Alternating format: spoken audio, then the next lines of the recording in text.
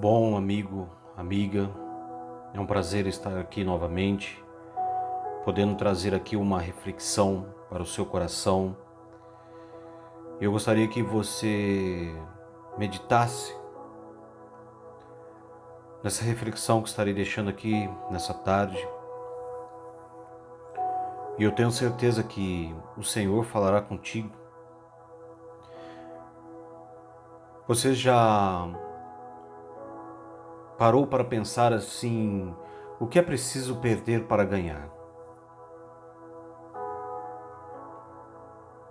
E uma pergunta, cuidado, aonde está indo o teu coração? Quando o Senhor, Ele nos agracia com a sua palavra, lá no livro de Mateus 16, versículos 24 ao 27, ele diz assim: Então disse Jesus aos discípulos: Se alguém vir após mim, a si mesmo se negue, tome a sua cruz e siga-me. Porquanto quem quiser salvar sua vida, perdê-la-á. E quem perder a vida por minha causa, achá-la-á. Pois o que aproveita o homem se ganhar o mundo inteiro e perder a sua alma? Ou o que dará o homem em troca da sua alma? Porque o Filho do Homem há de vir na glória de seu Pai, com os seus anjos, e então retribuirá a cada um conforme as suas obras. Dentro dessa leitura, desse texto que lemos agora, elas foram ditas aos discípulos. Os próprios discípulos ainda precisavam entender mais profundamente o significado de servir ao reino de Deus. Temos visto um grande crescimento de igrejas, comunidades em nosso país. Mas no meio desta grande multidão, existe poucos que entendem o que é servir ao reino de Deus, o que é ser um discípulo. O grande pregador conhecido, Billy Graham, ele afirmou que a salvação é de graça, mas o discipulado custa tudo o que temos. Então, quando Jesus diz: se alguém quis ou quiser vir após mim, a si mesmo se negue. Negar-se a si mesmo não significa negar as coisas materiais, mas sim entregar-se inteiramente a Cristo, de modo que nos identifiquemos totalmente com Ele em nosso modo de viver. Quando alguém decidir ou decide negar a si mesmo, está decretando a morte de seu eu, seu orgulho, sua vaidade, e está afirmando o seu desejo de ser dirigido pelo Espírito Santo. A coisa mais difícil, quase impossível, é entregar o seu ser totalmente e todas as suas vontades e precauções a Cristo. Como diz a palavra do Senhor com o apóstolo Paulo, que nos ensina nessa tarde, o caminho da negação, que está lá em Romanos 13, 8, 13, se vocês viverem de acordo com a carne, morrerão, mas se pelo Espírito fizerem morrer os atos do corpo, viverão. Ainda em Gálatas 5, 24, Paulo ainda afirma: os que pertencem a Cristo Jesus crucificarão a carne, com as suas paixões e os seus desejos. O nosso maior inimigo é o nosso eu, mas o nosso eu pode ser vencido pelo poder do Espírito Santo de Deus. Há um trecho e uma música do grupo Diante do Trono que diz: dia após dia, nega-se a si mesmo. Então eu te pergunto nessa noite: estamos dispostos a levar a cruz?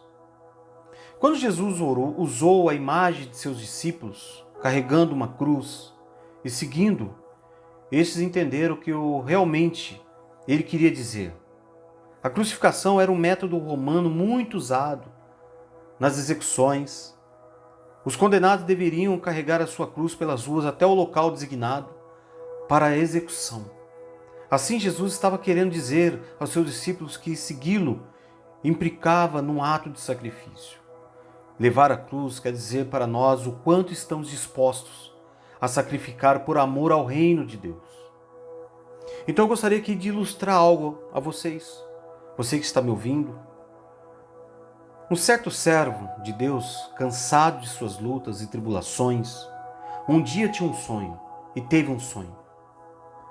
Neste sonho, ele resolveu falar para Jesus em oração que não aguentava mais carregar a sua cruz, pois era muito pesada e difícil de carregá-la.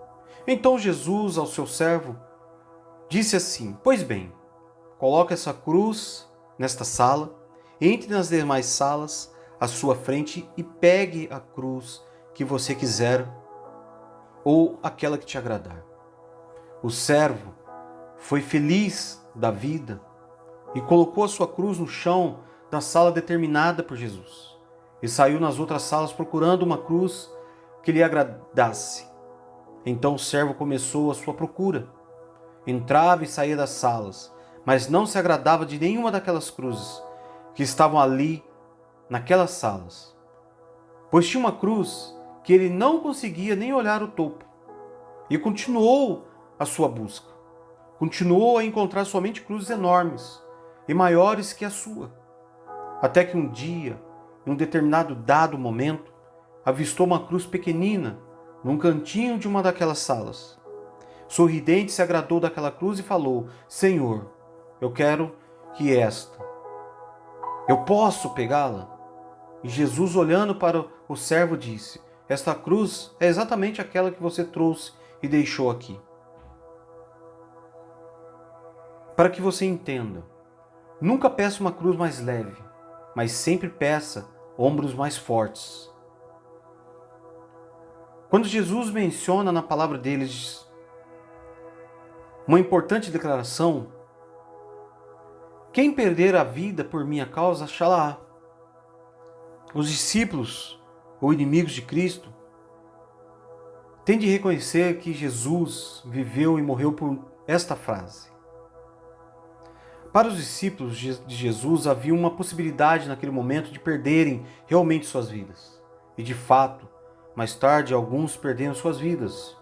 Estevão foi um deles, que foi apedrejado até a morte. Paulo foi o outro, martirizado pela causa de Cristo. Estes todos morreram pela causa de Cristo.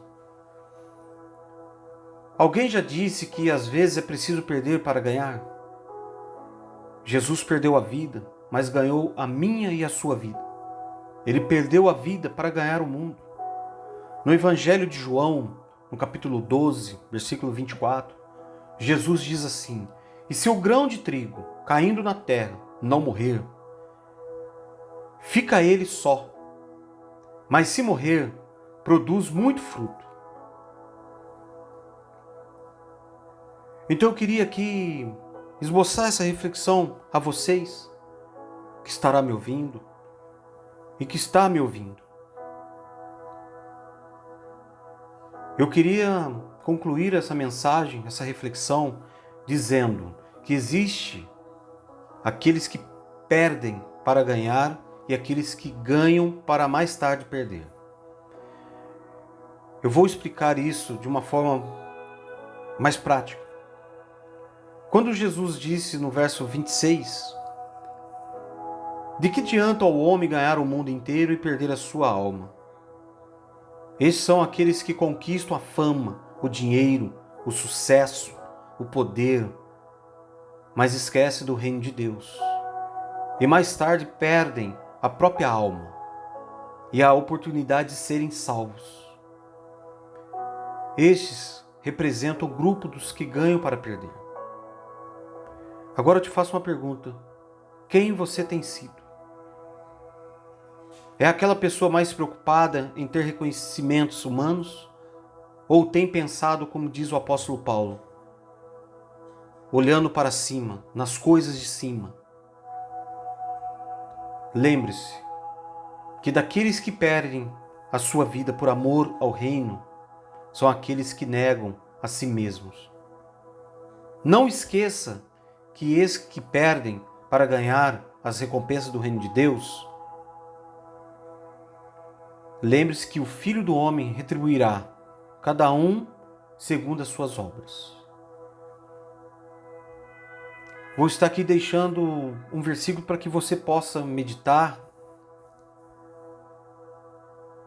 e pensar no que você realmente quer fazer, no que realmente você está pensando em fazer. Que está lá no livro de Lamentações, capítulo 3, versículo 57, que diz assim: Tu te aproximaste quando a ti clamei e disseste, não tenha medo. Então eu deixo essa mensagem para ti na tarde de hoje. Não tenha medo.